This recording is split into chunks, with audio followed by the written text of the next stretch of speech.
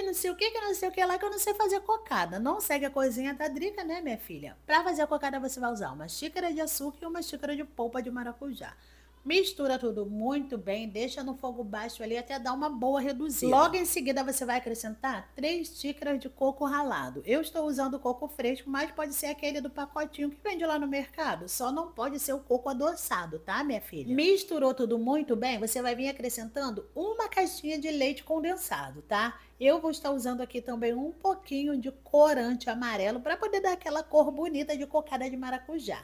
Mexe aqui até chegar no ponto que você gosta. Esse ponto aqui para mim tá ótimo, porque ela ficou bem cremosa. Mas se você gosta dela mais durinha, deixa mais um pouquinho. Depois é só você montar ela aí desse jeitinho num prato untado e levar para geladeira. Você vai ter uma cocada de maracujá, minha filha.